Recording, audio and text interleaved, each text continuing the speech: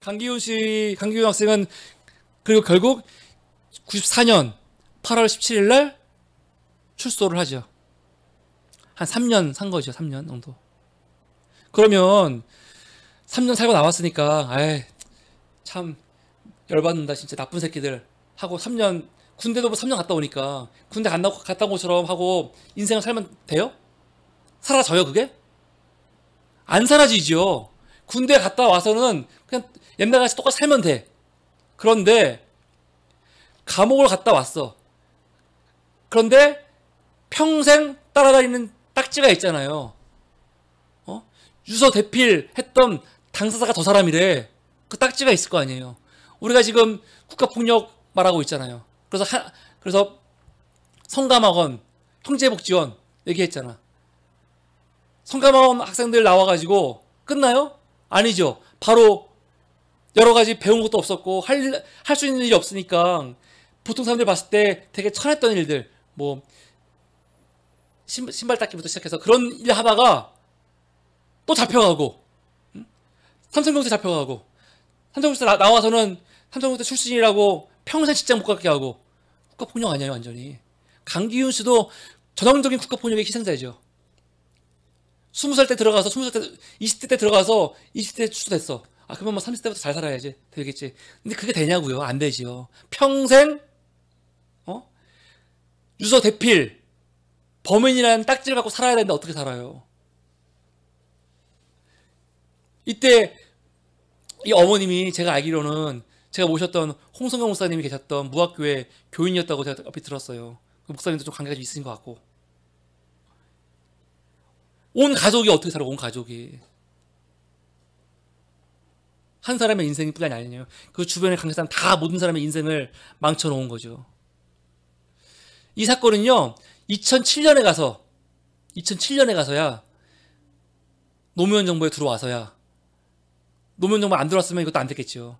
당시 진실화해를 위한 과거사정리위원회에서 이건 문제가 있다. 그래서 진상규명해야 된다. 그래서 국가의 사과와 재심 등의 조치 권고를 해요. 그리고 결국 2012년에 대법원에서 재심 개시를 하고 그런 과정을 거쳐 2015년 5월 14일 날 최종적으로 대법원에서 강기훈 무죄 선고 원심을 확정하면서 강기훈 씨는 완전히 무죄가 된 거예요. 이게 2015년이라고요. 2015년. 23년이 걸렸어요. 23년. 아, 무죄 받았으니까 이제 다행이야. 그거예요? 무죄 받았어요. 뭐 보상 받았다고 쳐. 배상 받았다고 쳐. 관계자 다 처벌했다고 쳐. 그러면 끝나요? 그 앞에 인생은 어떡할 거예요? 그리고 지금부터는 뭐 아무렇지도 않게 살 수 있어? 이미 이때는 강기훈 씨 지금 제가 알기로는 암인가? 걸려가지고 그거 지금 투병 생활을 하고 있는 걸 알고 있어요. 암 그냥 걸렸겠어요? 이 앞에 세월에 있던 고생했던 것들이 다 있는 거고. 이건 누가 책임질 거야? 더군다나 근데 당시에 관계했던 사람들 아무도 사과 안 해요 지금. 사과 안 해요. 곽상도 같은 사람들 사과 안 해요. 아까 그 부산검사 지금 판사된 사람들 가고 물어봤어 나중에. 그러니까 자기들은 모르는데 뭐 어쩌라는 거냐. 당시 재판부의 판결을 존중해야지. 그따위 소리 나고 있다고요. 지금 김경수 지사 들어가갖고 이거 문제 제기하니까 재판부의 결정을 존중해야지 하는 말하고 똑같은 거야. 그러면 이 억울함은 또 24년 후에 가서 얘기해야 되는 거예요? 말도 안 되는 거죠. 성창호가 뭔데?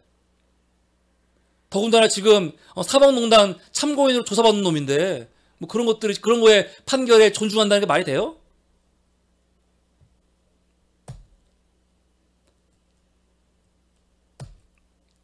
당시 강신욱 강력부장 2000년부터 2006년까지 대법관 활동했어요. 대법관으로. 그냥 법관도 아니야. 대법관으로 했다고요. 우리나라 최고의. 이런 사람이 사건 조작해갖고 공안정국 만들고 한 가정뿐만이 아니라 민주화 운동계를 완전히 파탄을 냈던 사람인데 그럼 이런 사람이 했던 대법관 판결은 존중해야 돼요 우리가? 어떻게 알고? 이 사람 뭘 믿고? 아주 공작의 DNA로 가득한 놈인데 근데 이런 인간이 또 2007년에 박근혜 대선 캠프 법률 직원 특보 관장을 했어요. 박근혜 캠프. 그러니까 박근혜 캠프 보면 진짜 웃겨요. 다음에 곽상도. 박근혜 정부 민정수석이잖아요. 박근혜 때 민정수석이었어요. 지금 조국 수석 있는 그 자리에 있던 사람이 곽상도예요. 이런 사람이 조국 그때 청문회에서 별 얘기 다 하잖아요. 조국이 뭐 개입하고 뭐하고 어쩌고 말 같지도 않은. 근데 이 사람이 2016년에 국회의원까지 됐어.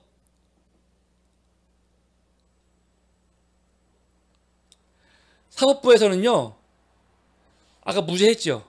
무죄했지만 당시 검사들한테 다 무죄 줬어요. 무죄. 왜 무죄 줬냐면 죄가 없어서 무죄가 아니고 공소시효가 지나서 무죄인 거예요. 공소시효가 지나서. 그럼 공소시효가 지나서 법적으로 판결을 못 받는다고 쳐요. 그러면 지가 양심이 있으면 국민의 대표인 게 국회의원인데 집 가진 게 국민의 대표 된다고 국회의원 나오는 게 말이 돼요? 나와가지고 아무렇지도 않게 지금 의정활동 하고 있잖아요. 이런 인간이. 그리고 요번에 대통령 사위 문제 의혹 제기하는 거예요. 그러니까 하는 짓을 봐요. 이 조작과 공작의 DNA가 가득한 새끼인 거예요. 이런 게 검사라고 당시 이런 게 국회의원이라고 지금 이거 하고 있는 거예요. 그러니까 지금 논평도 보면 정치인들이 옛날 버릇 못 고친다 막 그런 말 나오는 게 이런 거예요. 강기훈 주소 대필 사건이 얼마나 중요한 사건인지 우리가 다시 한번 좀 들여다봐야 될 것 같습니다. 성창호가 요번에 김경수 지사 2년 징역 2년에 법정 구속시킨 사람이잖아요. 그런데 진짜 웃긴 거 좀 얘기를 하자면 야당에서 많이 얘기해요. 야당에서 뭐냐면 너 왜 지금 하고 비판하냐. 성창호가 박근혜한테 8년 줬거든요. 징역 8년. 그때는 너희들 되게 좋아하지 않았냐. 그때는 공평하지 않았냐. 막 그렇게 얘기해. 근데 박근혜 8년 준 거는 많이 준 게 아니에요. 국고 손실 6년, 공통개입 2년 주고요. 중요한 거는 제일 높은 사실은 뇌물수수 혐의는 무죄를 줬단 말이야. 그러니까 박근혜에게 선고한 거는 야 박근혜 선고해서 대단하가 아니라 박근혜는 누가 선고해도 선고받아야 되는 사람이었고 당시 그 형량을 확 낮춰갖고 준 게 성창호예요. 또 당시 남재준, 이병기, 이병호 국정원장들 이병기는 아니 남재준은 3년 유죄 받았어요. 징역. 성창호가 줬어 3년. 그리고 이병호, 이병기는 3년 6개월 줬어. 그런데 쟤네들 다 뇌물 혐의는 무죄 줬어요. 뇌물 혐의는 무죄. 왜냐? 쟤네가 무죄여야지 박근혜도 무죄니까. 다 연결되는 거예요. 그런데 이 사람이 또 뭘 했냐면은 백남기 농민 시신 부검 영장을 발부했어요. 뭐냐면 고인이 못 써져 있었잖아요. 근데 그 시체를 막 빼가려고 했단 말이야. 그런데 부검을 하라고 영장을 발부한 거예요. 웃기죠? 왜냐면 가족들은 아무도 부검을 원하지 않아. 그런데 지가 뭔데 영장 발부해서 공권력이 갖고 와서 그걸 시신을 갖고 가게? 이런 영장을 발부해? 물론 못했죠. 결국은 못했어요. 난 못한 걸로 알고 있어요. 그런데 이런 거 발부하는 사람이에요. 이 새끼가. 그리고 사회적으로 엄청 물의를 일으켰던 옥시의 가습기 살균제 사건 있잖아요. 그 원료 공급자, 제조사 대표 영장 나왔을 때 다 기각한 사람이에요. 기각. 또 IDS 홀딩스 뇌물 혐의 있었던 전 서울경찰청 구은수한테도 무죄 준 사람이야. 근데 진짜 웃긴 게 바로 이 IDS 홀딩스 뇌물 혐의로 구은수 전 경찰청 무죄 줄 때 성창호가 했던 말이 중요해요. 1심에서 이 무죄를 주거든요. 3천만 원 뇌물이 무죄라고. 그래갖고 당시 구은수가 원래는 그 구속돼서 구속수사 받고 있었어요. 근데 성창호 때문에 바로 그 석방이 돼버린다는 거예요. 석방이. 감옥에 있는 애를 영장 발부까지 했다는 뜻은 진짜로 그 죄가 중하고 근거가 있다는 뜻인데 판사가 뇌물 혐의 무죄해갖고 나온 거예요. 나왔을 때는 중요한 건 나올 수도 있지. 무죄면은 판사가 판단을 할 수 있는 거 아니에요. 그럼 성창호가 도대체 무슨 근거로 구은수를 무죄를 줬냐? 무슨 근거로? 그걸 직접 했던 성창호가 했던 말 그대로 한번 볼게요. 구 전 청장은 돈을 건네고 청탁한 정황과 관련해서 유 씨의 진술이 일관되지 않다. 그러니까 증인이 한 말이 일관되지 않다는 뜻이에요. 지금 드루킹 말이 일관돼요? 지금 계속 드루킹이 문제되는 이유가 특검 끝날 때쯤에 특검이 욕 엄청 먹은 이유가 뭐예요? 결과가 없다고 야당 여당이 다 비웃었어요. 근데 그 중에 하나가 드루킹이 자꾸 말을 바꾸니까 그런 거였거든. 진술을 바꾸니까. 근데 지금 성창호는 드루킹 진술 하나 믿고 김경수 지사 징역을 2년을 주고 법정 구속을 시킨 건데 당시 구은수 감옥에 있던 구치소에 있던 이 사람을 빼서 무죄를 줄 때 그 이유가 그 증인의 진술이 일관되지 않다. 그래서 무죄를 준 거야. 또 김 씨가 구 전 청장에게 돈을 전달했다고 한 진술도 통상적인 뇌물 전달 방식에 비추어 자연스럽지 않다. 드루킹한테 다 똑같은 거지. 똑같은 혐의. 구 전 청장이 청탁을 받고 특정 경찰을 특진시키려고 했다는 혐의도 구체적으로 어떤 말을 했는지 나오지 않는다 얘기하는 거예요. 그러니까 구체성이 없으면 그 사람은 죄가 없다는 뜻이에요. 그럼 구은수께 맞냐 틀리냐 그걸 떠나가지고 이 논리대로 드루킹 가보자고요. 근데 이게 언제 거냐면 2018년 판결이에요. 얼마 안 된 판결이야.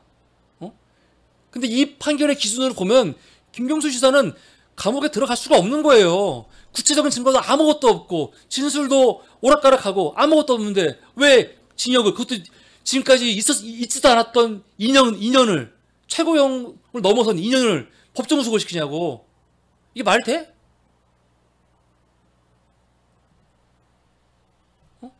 컴퓨터 등 장애 업무 방해죄 징역 2년. 컴퓨터 등 장애 업무 방해죄로는 이렇게 준 적이 없다는 거 아니에요. 징역도 이렇게 없을 뿐더러 이렇게 오랫동안 준 것도 없었다는 거 아니에요. 더군다나 수사를 얼마나 성실하게 받았는데 검찰서 다 나가고 그리고 본인이 먼저 특검 받겠다고 본인이 요구했고 너무 기가 막힌 거죠. 이게 말이 되냐고요. 이게 말이 안 되는 거죠. 그러니까 지금 이 사법부 문제가 심각한 거예요. 지금 심각해요. 그래서 걱정이 되는 거는 지금 근데 좀 막 전혀 관계 없어 보이지만 손석희 앵커 흡집내기 막 나오고 있고 이제 얼마 있으면 이재명 지사도 아마 재판 있을 거고 막 그러는데 사법부에서 그냥 미친 척하고 다 그냥 끝내버리고 그리고 지금 감옥에 있는 사람들 다시 다 그냥 다 내보내고 하면 어쩔 거예요 이제? 판사가 판결해서 해버리면 지금 어마어마한 일이 벌어지고 있는 거야. 아무도 이걸 제재할 수가 없어요. 판사가 지 마음대로 판결해버리면 지금 그걸 제재할 수 있는 게 아무것도 없어. 김명수 대법관에서는 뭐해? 아무것도 못하는데? 이 보통 문제가 아니죠 지금. 그러니까 지금 촛불 집회에 우리 갔다 왔잖아요. 토요일 날도 갔다 왔는데 이 재판부 앞에서 했던 집회 이거 중요하고 항의해야 되고 근데 안타까운 건 지금 사법부 집회에 우리는 두 군데 다 갔다 왔으니까 대법원 앞에서 했던 거하고 법원 선거리 했던 거 다. 근데 이 두 안에 지금 보니까 그 갈등이 있는 것 같아요. 같은 사실은 사법부 비판하는 그 집회에서도 왜냐면은 김경수 씨도 피해자지만 예전부터 통합진보당 사태부터 시작해갖고 피해자가 많단 말이에요. 그런데 통합진보당 얘기만 나오면은 또 싫은 거지 한쪽에서는. 근데 그 얘기는 나중에 하자고요 지금. 지금 그렇게 싸울 때가 아니라니까요.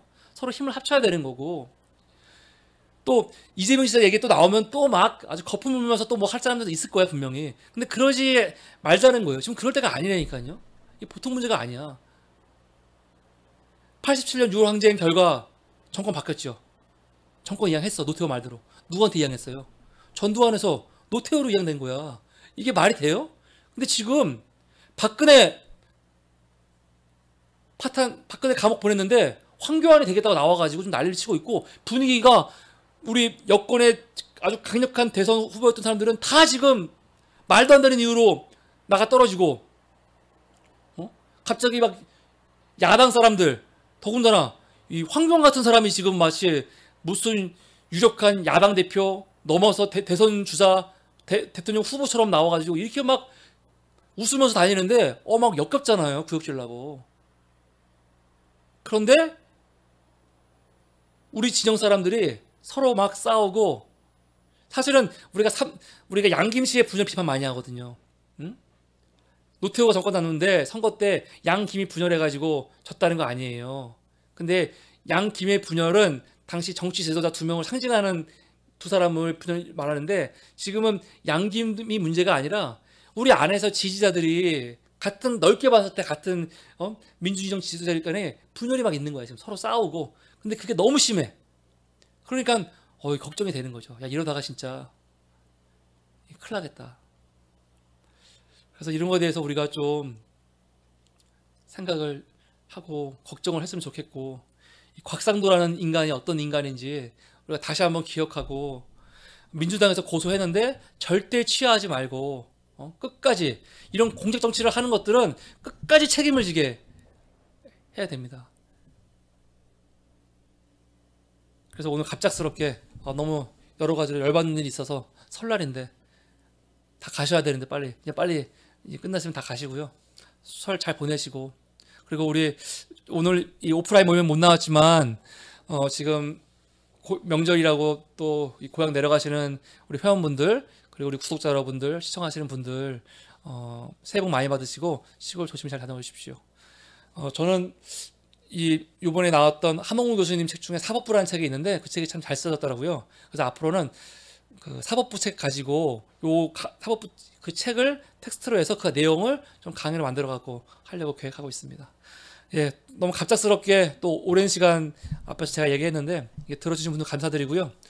새해 복 많이 받으시고 다음 시간 때 뵙도록 하겠습니다. 오늘은 여기서 마치도록 하겠습니다. 감사합니다.